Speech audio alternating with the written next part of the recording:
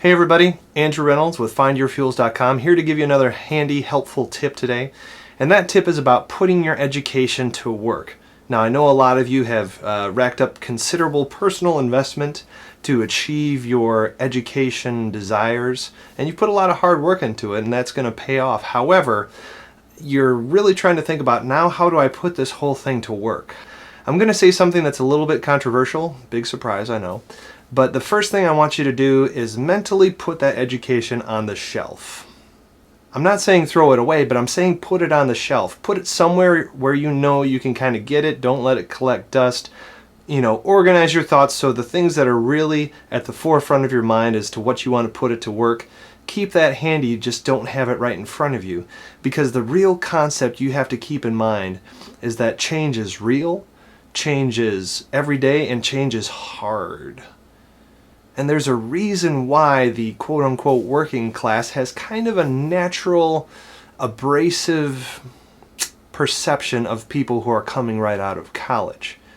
And they might call you high-minded or idealistic, and really hopefully you've been working with professors and teachers who are filling you with the most current, most valid research and information. So your hope, your design is to come out of education hitting the ground running and just displaying to the world this great thing that you've acquired. But let's remember reality just for a second.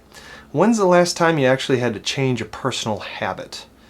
Whether it was swearing less or working out more or eating better, did that change happen overnight? Of course not. And was that change easy? No. And if someone came up to you, let's just say the basic one, let's say you were trying to lose weight. If someone came up to you and said, I just read this book and it can help you lose 50 pounds in 30 days. If you've been working out for a while and it's taking you months just to lose a few pounds, do you really want to hear what that person is saying? If it sounds so unrealistic compared to your experience, what do you do with that person? Yeah, nice. Yeah, just let me know. I'll look it up later. Give me the name of that book. I'll look it up online. That's what people are experiencing as you're coming out of college. So here's the trick. Observe. Know where you want to take people, especially if you're blessed enough to have a leadership position right out of college. Look at your team. What are their current goals? What are they currently trying to do? Because remember, change is real, change is constant, and change is hard. So they're probably already trying to grow in some area. Let's find that out first. And here's the real trick. You want to kind of match pitch with them, match pace with them a little further down the road. Kind of allowing them to see you as someone within reach, someone with understanding, someone kind of at their level, but just slightly above. Because even with professional dress, someone wisely told me once that never outdress your company by more than 10%. Show just a little bit of growth, show just a little bit of promise that you're kind of further along the road, that they can seek you for advice and counsel and expertise, but never more than 10%. So if that's the goal, if you yourself want to showcase that growth, let's cut that in half. Let's say 5%. So basically, instead of being 20 miles ahead of everybody, you want to get them to that next little mile marker. Let's say you want to get them 5 more miles down the road. Place yourself at about 2.5 miles. So you can relate to them and honestly show growth. Put yourself in the place of that person that, hey, let's all grow. I'm not saying I know everything. Let me learn from you. Let me experience what you have on a daily basis. But as you talk with them, never let them get the feeling you're more than 5% ahead of them. Try to stifle that education, as hard as that sounds. Dumb yourself down. If you need it in plain and direct terms, if you think yourself smart, dumb yourself down. 9 times out of 10, they probably have just as much intelligence as you do, but bring it down to a more grassroots kind of level. And be amazed at seeing people follow your leadership a little bit more. So if, once again, the little tips here, if you're wanting to put your education to work, first of all, put it on the shelf. Have it ready, but don't have it up front. Do more observing of your team as far as where they're at.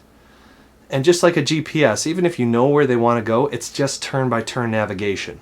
You can't show people the full change that they're about to undergo because, honestly, if you looked at the amount of work and cost it's going to take to get there, it'd be overwhelming at first. Just take it one bite at a time.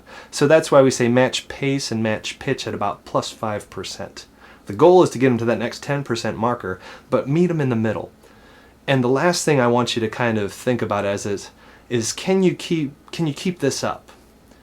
All right, have you put yourself in a place where honestly you have to restrain your knowledge and restrain your intellect and restrain your understanding to such a level that it's almost exhausting and it almost feels fake to say, oh yeah, I like watching that television program, I understand a new season has just come out.